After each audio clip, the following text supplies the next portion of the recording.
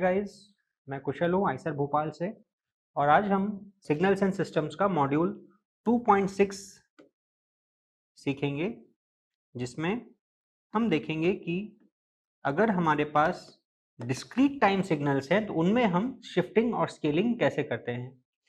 पिछले दो मॉड्यूल्स में हमने कंटिन्यूअस टाइम सिग्नल्स के लिए शिफ्टिंग और स्केलिंग का प्रोसेस हमने देखा।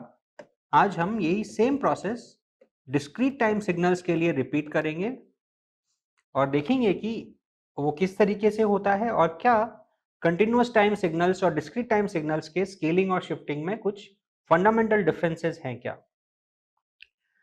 तो जो शिफ्टिंग है वो कंटिन्यूअस टाइम सिग्नल में और डिस्क्रीट टाइम सिग्नल्स में मोर और लेस सेम है, उनमें कोई खास अंतर नहीं है। तो फॉर एग्जांपल हम अगर एक डिस्क्रीट टाइम सिग्नल अगर लेते हैं n x ऑफ n, जैसा कि मैंने आपको पहले एक वीडियो में बताया था कि अगर डिस्क्रीट टाइम सिग्नल होता है तो उसका जो टाइम वेरिएबल है n, उसे हम स्क्वायर ब्रैकेट्स में लिखते हैं एज पर कन्वेंशन। तो एक बहुत ही सिंपल सा एग्जांपल हम लेते हैं, जो कि सपोज n इक्वल टू 0 पे 1 है, फिर n इक्वल टू 1 पे भी 1 है, फिर 2 पे, फिर 3 पे और फिर 4 पे। यानी कि n इक्वल टू 0 से 4 तक वो उसकी वैल्यू 1 है और 0 से पहले और 4 के बाद x ऑफ n की वैल्यू 0 है। तो अब इस सिग्नल को हम अगर शिफ्ट करते हैं bye 2 time units, let's say अगर हमारे पास x ऑफ n माइनस 2 है, तो जैसा कि हमने कंटिन्यूअस टाइम सिग्नल्स के लिए देखा था कि अगर हमारे पास x of t minus T not है और अगर टी नॉट पॉजिटिव है तो वो डिले होता है, यानी कि सिग्नल हमारा राइट साइड में शिफ्ट हो जाता है। उसी तरीके से डिस्क्रीट टाइम केस में भी अगर हमारे पास x of n minus n naught है और एन नॉट अगर पॉजिटिव है तो वो हमारा सिग्नल डिले होगा, यानी कि राइट साइड में शिफ्ट हो जाएगा। यानी कि पहले जो हमारा सिग्नल 0 पे जो स्टार्ट हो रहा था वो 0 पे स्टार्ट होने के बजाय अब n इक्वल टू 2 पे स्टार्ट होगा, यानी कि 2 पे हमारे पास उसकी वैल्यू 1 होगी, फिर 3 पे 1 होगी, फिर 4 पे 1 होगी, फिर 5 पे 1 होगी और फिर लास्ट में 6 पे 1 होगी। आगे फिर वो 0 रहेगा। तो जो पहले हमारा जो 0 पे जो वैल्यू थी वो अब 2 पे आ गई है, जो हमारी 4 पे जो वैल्यू थी वो अब 6 पे आ गई है और इसके बीच में सारी वैल्यूज इक्विवेलेंटली शिफ्ट हो गई है। उसी तरीके से जैसे हमने ये राइट साइड में शिफ्ट किया, उसी तरीके से हम लेफ्ट साइड में भी शिफ्ट कर सकते हैं। सपोज हमारे पास x ऑफ n प्लस 1 हम अगर लेते हैं, तो जैसा कि अगेन हमने कंटिन्यूअस टाइम डोमेन में देखा था कि अगर हम x ऑफ t प्लस 1 अगर करते हैं तो वो जो हमारा सिग्नल है वो 1 टाइम यूनिट से लेफ्ट साइड में शिफ्ट हो जाएगा और यहाँ पे भी हमारा सिग्नल 1 टाइम यूनिट से लेफ्ट साइड में शिफ्ट हो जाएगा। यानी कि अब हम -1 से शुरू करके हम जाएंगे 3 तक, क्योंकि जो हमारा ओरिजिनल सिग्नल था वो n इक्वल टू 4 के लिए डिफाइन था। तो हम अगर उसे 1 टाइम यूनिट से लेफ्ट साइड में शिफ्ट करेंगे तो वो n इक्वल टू 4 की जगह n इक्वल टू 3 तक ही जाएगा। तो यहां तक कंटिन्यूअस टाइम केस और डिस्क्रीट टाइम केस एकदम बराबर है, कोई डिफरेंस नहीं है। लेकिन एक इंपॉर्टेंट डिफरेंस ये है कि कंटिन्यूअस टाइम केस में आप जो टाइम शिफ्टिंग है वो कितने भी टाइम यूनिट्स के लिए कर सकते थे। 1 टाइम यूनिट के लिए, 0.5 टाइम यूनिट्स के लिए, 0.75 टाइम यूनिट्स के लिए, 5.3 टाइम यूनिट्स के लिए, कोई फर्क नहीं पड़ता, कोई भी रियल नंबर आप ले सकते हैं। लेकिन डिस्क्रीट टाइम केस में क्योंकि हमारा सिग्नल सिर्फ डिस्क्रीट पॉइंट्स ऑफ टाइम के लिए डिफाइंड है, तो इस केस में जो टाइम डिले है या टाइम एडवांस है, यानी कि जो टाइम शिफ्टिंग है, वो आप सिर्फ इंटीजर टाइम के लिए कर सकते हैं, यानी कि x of n plus half, उसका कोई मतलब नहीं है। तो ये एक इंपॉर्टेंट डिफरेंस है दैट इन डिस्क्रीट टाइम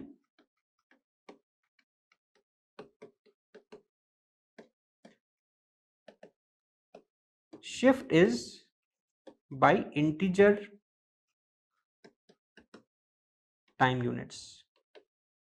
अब आप जब थोड़े एडवांस्ड जब सिग्नल प्रोसेसिंग पढ़ेंगे तो उसमें कुछ मेथड्स हैं जिससे आप हाफ इंटीजर टाइम डिले भी कर सकते हैं, लेकिन इस कोर्स में हम उन कॉन्सेप्ट्स में नहीं जाएंगे। तो हमारे लिए बेसिक लेवल पे डिस्क्रीट टाइम सिग्नल्स को आप जब शिफ्ट करेंगे तो आप इंटीजर टाइम यूनिट्स के लिए ही करेंगे। तो ये था शिफ्टिंग, जो कि बहुत ही स्ट्रेट फॉरवर्ड और सिंपल प्रोसेस है। अब देखते हैं कि अगर डिस्क्रीट टाइम सिग्नल्स को अगर आप स्केलिंग करते हैं तब उनमें कैसी तब्दीली आती है। तो अभी हम स्केलिंग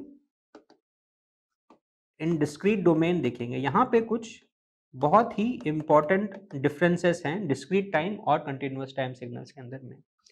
तो वापस से हमारा जो ओरिजिनल सिग्नल था हम उसे ही लेते हैं, जो कि 0 पे 1, फिर 0 से लेके 4 तक जो 1 था।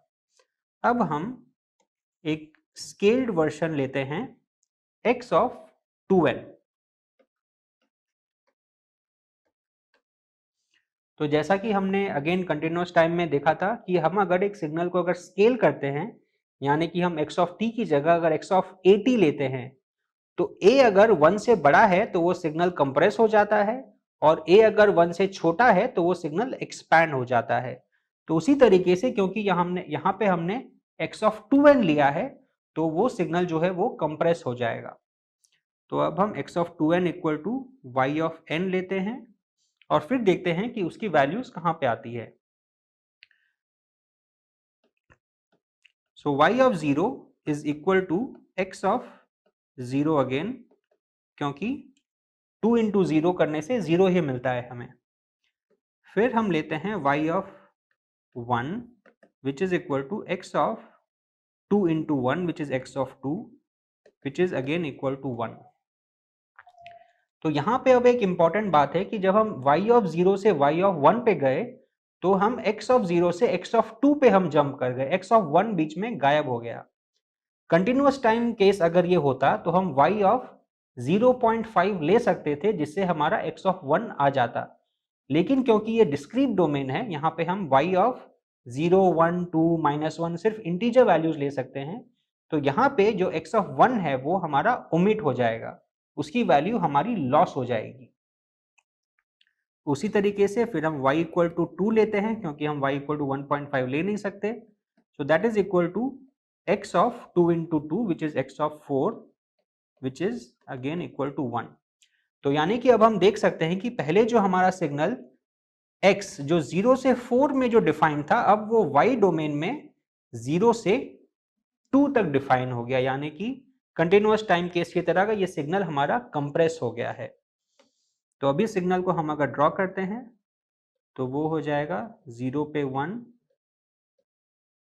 फिर 1 पे 1 और फिर 2 पे 1 और उसके बाद वो 0 रहेगा। तो हमारा सिग्नल कंप्रेस हो गया है, लेकिन एक इंपॉर्टेंट डिफरेंस ये है कंटिन्यूअस टाइम और डिस्क्रीट टाइम में कि डिस्क्रीट टाइम केस में जब हमने उसे इस तरीके से स्केल किया तो हमारा कुछ इंफॉर्मेशन लॉस हो गया। जो हमारा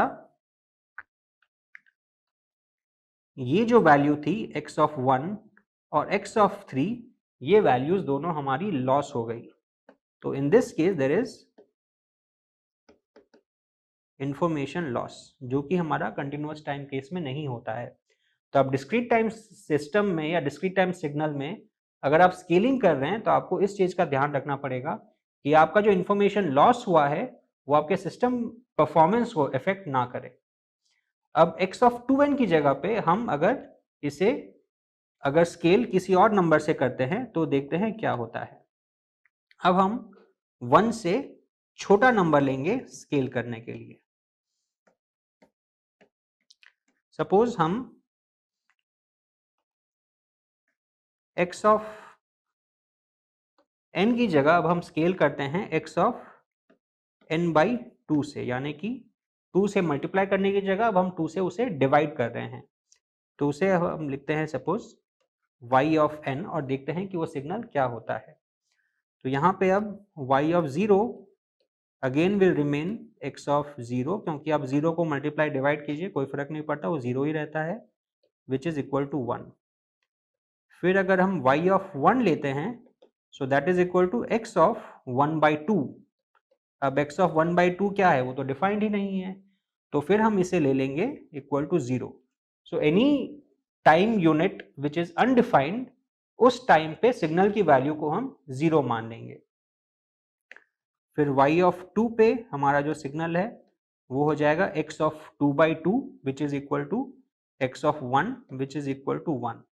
तो अब यहाँ पे हम देख रहे हैं कंटिन्यूअस टाइम केस के जैसे हमारा ओरिजिनल सिग्नल था वो अब एक्सपैंड हो गया है, यानी कि हमारा 0 पे तो